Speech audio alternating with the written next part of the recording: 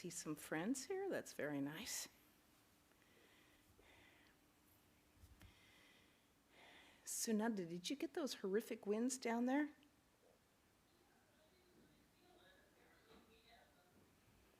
Yeah, apparently they closed a freeway down there. Yeah, I was like, must have been bad. Suma, where are you located? I think you're muted.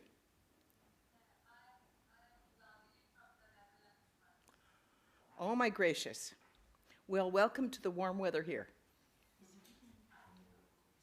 What's that? Yeah. Okay.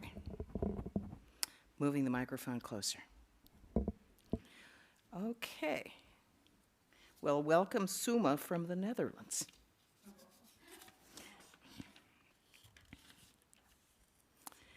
And we will continue on this day, which is Saturday, May 7th, 1887, which is, of course, after the death of Sri Ramakrishna. So we're talking about when M is at the Bharanagore Monastery, and he's speaking to Narendra, this future Swami Vivekananda, and others about Sri Ramakrishna and their memories. Narendra was sitting with the devotees in the room of the Danas. The conversation turned to religious preaching. M to Narendra. Vidyasagar said that he's not speak about God to anyone for fear of being caned. Narendra, for fear of being caned?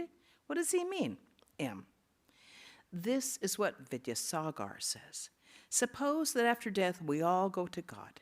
The emissaries of death will have sent Keshab Sen there too.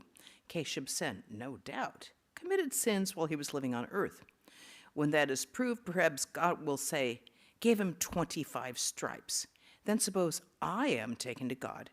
I used to go to Keshab Sen's Brahma Samaj in my earthly life. I too have committed many sins, so I too am ordered to be caned. Then suppose I say to God that I acted in that sinful way because I listened to Keshav's preaching. Thereupon God will ask his emissaries to bring Keshav back.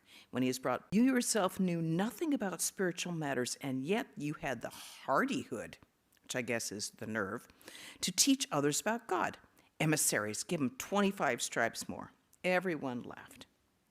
M. Therefore, Vidyasagar says, I cannot take care of my own self. Should I be foolish enough to get an additional caning for misleading others? I myself do not understand God. How shall I lecture to others about him? Narendra. How is he, who could not understand God, understood other things? M. What other things? Narendra. He says that he has not understood God. But how, then, can he understand charity and doing good to others? How can he understand about the school? How can he understand about educating boys by establishing schools? How can he understand what is right to enter the world? How can he understand that it is right to enter the world, marry, and beget children? He who rightly understands one thing understands everything else. M to himself. Yes, Sri Ramakrishna too said that he who knows God knows everything else. Further, he said to Vidyasagar that leading a worldly life, establishing schools, and so on are the outcome of rajas. The master also said that Vidyasagar's philanthropy was due to the influence of sattva on rajas. Such rajas is not harmful. After the meal, the brothers of the monastery rested. M and Chunilal were conversing. Chunilal told M of his first visit to Sri Ramakrishna at Dakshineshwar. He also told him how at one time he had felt disgusted with the world, had renounced it, and had wandered about in holy places. A few minutes later, Narendra came and sat by them. He asked the younger Gopal to prepare a smoke for him. The latter had been meditating. Narendra said to him, I say, prepare a smoke.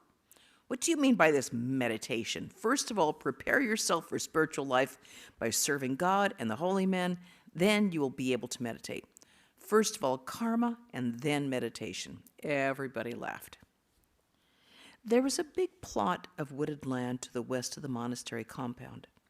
M was seated alone under a tree when suddenly Prasanna appeared. It was about 3 o'clock in the afternoon. M: "Where have you been all these days? Everybody has been so worried about you. Have you seen the brothers? When did you arrive?" Prasanna: "Just now." "Yes, I have seen them." M: "You left a note saying that you were going to Vrindavan. We were terribly worried about you. How far did you go?" Prasanna: "Only as far as Kanagar, which is a small town only a few miles from Baranagar on the other side of the Ganges, basically in today's Calcutta."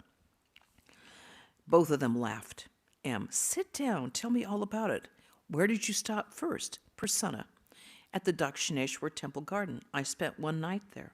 M, smiling: "What is Hazra's present mood?" Prasanna: "Hazra asked me, 'What do you think of me?'" Both laughed. M, smiling: "What did you say?" Prasanna: "I said nothing." M: "Then?"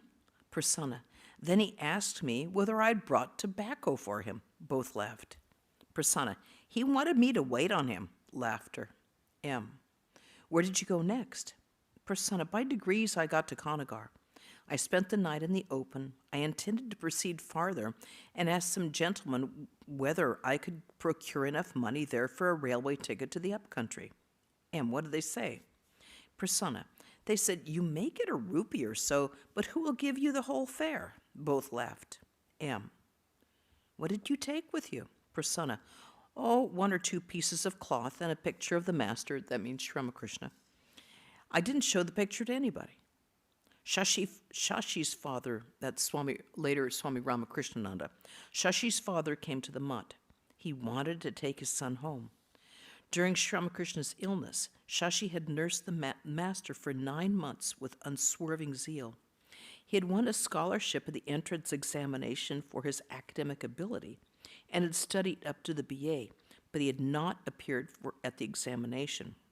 In fact, Shashi, later Ramakrishnananda, was a brilliant mathematician, and it was unthinkable for his parents and his family to have this kind of talent and not be able to use it and use the money for that to maintain the family.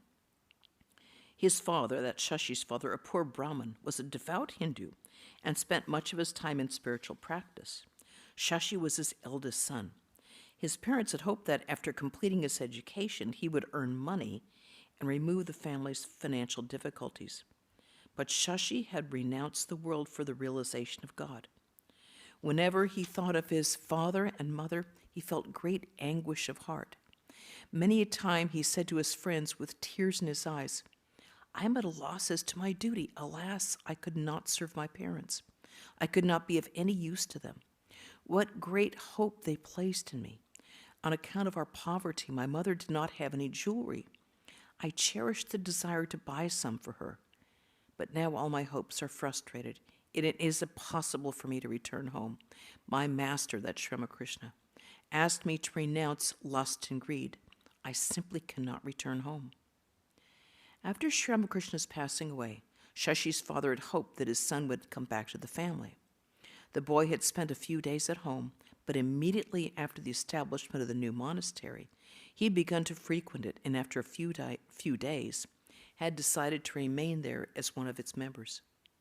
Every now and then his father came to the monastery to persuade him to come home, but he had not succeeded. This day, on learning that his father had come, Shashi fled the monastery by another door. He did not want to meet them. Shashi's father knew M. They paced the upper veranda together and talked. Shashi's father: "Who is in charge of this place? Narendra alone is the cause of all this mischief. For a while, all these young men returned home and devoted themselves to their studies." M. "There is no master here. They are all equals. What can Narendra do? If a man renounces home, can a man renounce home against his own will? Have we householders, for instance, been able to give up our homes altogether?" Shashi's father: "You are doing the right thing. You are serving both the world and God. Can't one practice religion after your method? That is exactly what we want Shashi to do. Let him live at home and come here too. You will have no idea how much his mother weeps for him." M became sad and said nothing. Shashi's father. And if you speak of searching for holy men, I know where to find a good one. Let Shashi go to him. Rakhal and M were walking on the veranda to the east of Kalita Pasvi's room. Rakhal, earnestly. M, let us practice sadhana. We have renounced home for good. When someone says you have not realized God by renouncing home, then why all this fuss? Narendra gives a good retort. He says, because we could not attain Ram, must we live with Sham and beget children? Ah, every now and then Narendra says nice things. You'd better ask him. M, what you say is right. I see that you too have become restless for God. Rakhal. M, how can I describe the state of my mind? Today at noon I felt a great yearning for the Narmada. M, please practice sadhana, otherwise you will not succeed. Even Shukadeva was afraid of this world. That is why immediately after his birth he fled the world. His father asked him to wait, but he ran straight away. M, yes, the Yoga Upanishad describes how Shukadeva fled this world of Maya. It also describes Vyasa's conversation with Shuka. Vyasa asked his son to practice religion in the world. But Shuka said that the one essential thing is the lotus feet of God. He also expressed his disgust with worldly men for getting married and living with women. Rakhal. Many people think it is enough not to look at the face of a woman. But what will you gain merely by turning your eyes to the ground at the sight of a woman? Narendra put it very well last night when he said, woman exists for a man as long as he has lust. Free from lust, one sees no difference between a man and a woman. Man, that's an important statement, isn't it? M, how true it is. Children do not see the difference between man and woman. Rakhal. Therefore, I say, we must practice spiritual discipline. How can one attain knowledge without going beyond Maya? Let's go to the big hall. Some gentlemen have come from Baranagar. Narendra is talking with them. Let's go and listen to them. M did not enter the room. As he was pacing outside, he overheard some of the conversation. Narendra. There is no fixed time or place for the sandhya and other devotions. Gentlemen. Sir, can one realize God through spiritual practice alone? Narendra. Realization depends on God's grace. Sri Krishna says in the Gita, the Lord, O Arjuna, dwells in the hearts of all beings, causing them by his Maya to revolve as if mounted on a machine. Take refuge in him with all thy heart, O Bharata. By his grace wilt thou attain supreme peace and the eternal abode. Without the grace of God, mere worship and prayer do not help at all. Therefore, one should take refuge in him. This is interesting. Narendra, the great change we've seen in Narendra since the beginning of the gospel, who everything was self-effort and I'm an atheist, I don't believe in anything. Now he's like, take refuge in him. The great change in him. Gentlemen, may we come now and then and disturb you? Narendra, please come whenever you like. We take our baths in the Ganges at your ghat. Gentlemen, I don't mind that, but please see that others don't use it. Narendra, we shall not use your ghat, if that is what you mean. Gentlemen, no, I don't exactly mean that, but if you see other people using it, then you'd better not go. It was dusk. The evening worship was over. The devotees, as usual, sang in chorus, Jaya Shiva Omkara. Afterwards, that was before the Ramakrishna Mission started using the song that Swami Vivekananda composed, Kandana Bhava Bandhana, Om Ring Ritang, and Sarvamangala. It was dusk. The evening worship was over. Okay, they sang Jaya Shiva Omkara. Afterwards, they assembled in the room of the Danas. M, too, was seated there. Prasanna was reading from the Guru Gita. Narendra sang, I salute the eternal teacher, who is the embodiment of bliss of Brahman, the essence of knowledge and liberation, the giver of supreme joy, who is all-pervading like the Akasha, and is the goal of the Vedanta's teachings, who was one, eternal, stainless, pure, and the constant witness of all things, who dwells beyond all moods, transcending the three gunas. Narendra sang again. There is none higher than the Guru, none better than the Guru. This is what Shiva has declared. I shall sing of the blessed Guru, the Supreme Brahman. I shall worship the blessed Guru, the Supreme Brahman. I shall meditate on the blessed Guru, the Supreme Brahman. I shall bow down to this blessed Guru, the Supreme Brahman. As Narendra sang these verses from the Guru Gita in his melodious voice, the minds of the devotees became steady, like a candle flame in a windless place. Rakhal was seated in Kali Tapasvi's room. That, again, is what later became Swami Abhedananda's room. Prasanna sat near him. M2, and I think Prasanna here is Hari Prasanna, who would be later Swami Vivekananda. M2 was there. Rakhal had renounced the world, leaving behind his wife and child. A fire of intense renunciation burnt day and night in his heart. He was thinking seriously about going away by himself to the bank of the Narmada or some other holy place. Still, he was trying to persuade Prasanna not to run away from the monastery. Rakhal to Prasanna. Where do you want to go, running away from here? Here you are in the company of holy men. Wouldn't it be foolish to run away from this? Where will you find another like Narendra? Prasanna. My parents live in Calcutta. I am afraid of being drawn by their love. That is why I want to flee to a distant place. Rakhal. Can our parents love us as intently as Guru Maharaj, meaning Sri Ramakrishna, did? What have we done for him to deserve all this love? Why was he so eager for our welfare in body, in mind, and in soul? What have we done for him to deserve all this? To himself, Rakhal is right. Therefore, a person like Sri Ramakrishna is described as the ocean of mercy without any reason. Prasanna to Rakhal. Don't you yourself feel like running away from here?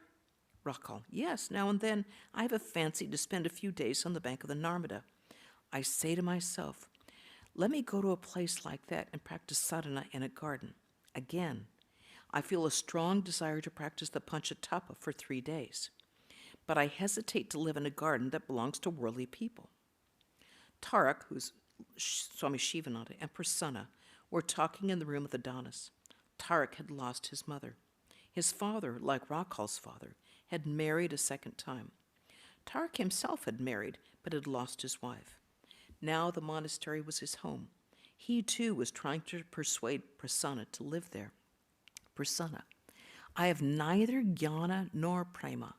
What have I in the world for support? Tarak, it is now no doubt different to attain jnana, but how can you say that you have no prema? Prasanna, I have not yet wept for God. How can I say I have prema? What have I realized all these days? Tarak, but you have seen the Master, and why do you say that you have no jnana? Prasanna, what sort of jnana are you talking about? Jnana means knowledge. Knowledge of what? Certainly of God, but I'm not even sure of the existence of God. Tarak, yes, that's true. According to the jnani, there is no God. To himself, what the Master used to say, that those who seek God pass through that state that Prasanna is now experiencing. In that state, sometimes one doubts the very existence of God. I understand that Tarak is now reading Buddhistic philosophy. That is why he says that according to the jnani, God does not exist. But Sri Ramakrishna used to say that the jnani and the bhakta will ultimately arrive at the same destination. Narendra and Prasanna were talking in the meditation room. Rakhal, Harish, and the younger Gopal were seated in another part of the room. After a while, the elder Gopal came in. That would be Swami Advaitananda. Narendra was reading from the Gita and explaining the verses to Prasanna. The Lord, O Arjuna,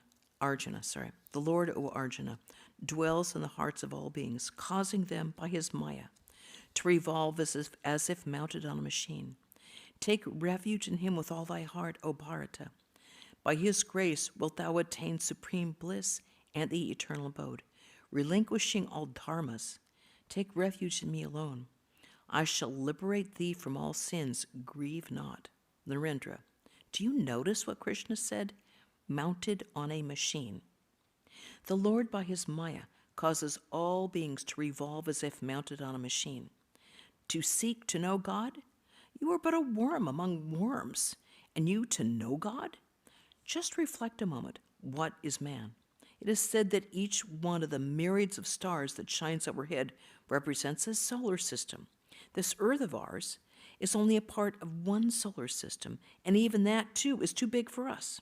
Like an insect, man walks on this earth, which compared to the sun is only a tiny ball. Narendra sang, "We are born, O Lord, in the dust of the earth, and our eyes are blinded by the dust. With dust we toil like children at play. O give us assurance, thou help of the weak. Wilt thou cast us out of thy lap, O Lord, for a single mistake? Wilt thou turn away and abandon us to our helplessness? O then shall we never be able to rise, but shall lie forever dazed and undone. Mere babes are we, Father, with baby minds. At every step we stumble and fall. Why then must thou show us thy terrible face? Why, Lord, must we ever behold thy frown? Small are we, oh, do not be angry with us, but tenderly speak to us when we do wrong. For though thou dost raise us 100 times, 100 times we shall fall again. What else can we do with a helpless mind?" Then he said to Prasanna, "Surrender yourself at his feet. Resign yourself completely to his will." Narendra sang again in an ecstatic mood. "O Lord, I am thy servant, I am thy servant am I. O Lord, thou art my master my master art thou. From thee I have received 2 pieces of bread and a kopan." That's the loincloth of a monk. "When I sing thy name, devotion wells up in my heart and shields me from harm. Thou art thou art the master, the all-compassionate. This I repeat, O Lord. Thy servant Kabir has taken refuge at thy feet." Narendra said to Prasanna, "Don't you remember Sri Ramakrishna's words? God is the hill of sugar and you are but an ant. 1 grain is enough to fill your stomach, and you think of bringing home the entire hill. Don't you remember what the master said about Shukadeva? Even Shukadeva was a big ant at the most. That is why I scolded Kali, saying, 'You fool, do you want to measure God with your tape and your foot rule? God is the ocean of mercy. Be his slave and take refuge in him. He will show compassion. Pray to him. Protect me always with thy compassionate face. Lead me from the unreal to the real, from darkness to light, from death to immortality. Reveal thyself to me and protect me always with thy compassionate face.'" Prasanna, "What kind of spiritual discipline should one practice?" Narendra, "Repeat his name. That's enough." "Don't you remember Sri Ramakrishna's song?" Narendra sang, "O Shama, my only help is thy hallowed name. What need have I of kosha and kushi?" That's the big spoon, little spoon that we use in ritualistic worship. "What need of smiles and conventions? Thy name dissolves Thy name dissolves death's bonds, as Shiva has proclaimed. And I myself am Shiva's servant. Whom else should I obey? O Mother, come what may, I shall repeat thy name. Why should I fret myself to death? To Shiva's words I cling." He sang again, "Mere babes are we, Father, with baby minds. At every step we stumble and fall. Why then must thou show us thy terrible face? Why, Lord, must we ever behold thy frown?" Prasanna, "Now you're saying that there is a God. Again, it is you who say that according to the Charvaka and many other thinkers, the world was self-created." Narendra, "Haven't you studied chemistry? Who combines the different elements? It is a human hand that combines hydrogen, oxygen, and electricity to prepare water. Everybody admits the existence of an intelligent force, a force that is the essence of knowledge and that guides all these phenomena." Prasanna, "How are we to know that God is kind?" Narendra, "The Vedas say, that which is thy compassionate face." John Stuart Mill said the same thing. He said, "How much kindness that he must have who has implanted kindness in the hearts of men." The Master used to say, faith is the one essential thing. God exists. He is very near us. Through faith alone one sees him. Narendra sang, Where are you seeking me, my servant? I'm very close to you. Far away you are still seeking, though I am so very near. I'm not in skin or hair. I'm not in bones or flesh, not in mosque nor in temple, not in Kashi or Kailash. Never will you come to me in Ayodhya or Dwaraka, but you will be sure to find me if you search where faith abides. Not in pleasant tasks or yoga, not in vairagya or sannyas, yet I come without delaying if you only search for me. Prasanna, sometimes you say that God does not exist, and now you are saying all these things. You are not consistent. You keep changing your opinions. All laughed. Narendra, all right, I shall never change what I've just said, as long as, famous last words, as long as one has desires and cravings, as so long one doubts the existence of God. A man cherishes some desire or other. Perhaps he has the desire to study, or pass the university examinations, or become a scholar, and so forth and so on. Narendra sang again in a voice choked with emotion. Hail to thee, our God and Lord. Hail, giver of every blessing. Hail, thou giver of good. O Redeemer from fear, from danger and suffering, upholder of the worlds. Hail, Lord, victory to thee. Unfathomable and infinite, immeasurable beyond compare. O God, none equals thee, Lord of the universe, O all-pervading truth. Thou the Atman supreme. Hail, Lord, victory to thee. O thou, the all-compassionate one, adored by the whole universe, I bow before thy feet.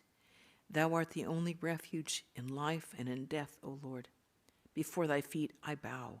Hail, Lord, victory to thee. This is our only prayer, O Lord. What other boon can we implore? Thus do we pray to thee. Grant us true wisdom here, and in the life hereafter reveal thyself to us. Hail, Lord, victory to thee. And I think that at the top of page 1000 is where we shall end. Any questions or comments? You know, I'm really not sure about Sarda Prasanna being the Prasanna here. So I'm really not at all sure that that is Swami Vivekananda, because he's Sarda Prasanna, and this just says Prasanna. So, Amrita, do you have any ideas on that? Yeah, Hari.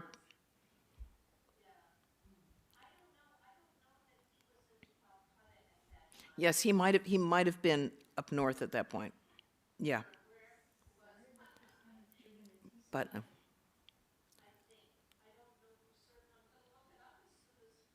okay. Pavitra, you think it's Trina go to Tita, and this one is Prasanna, and then there's Hari Prasanna, who's yes. So, okay. Well, all right. Well, if that is it, I'm so glad to see you all here. And tomorrow, Swami Veda Rupananda will be here, and he will speak on life in the afterworld. That's what we all want to know. Later rather than sooner.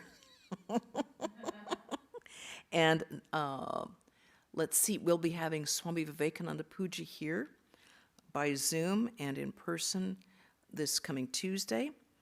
The Zoom will begin at 7 a.m. for the breakfast and the reading of the Katha Upanishad, 11 a.m. puja, 12:45 Homa fire, followed by prasad. The prasad will not be Zoomed.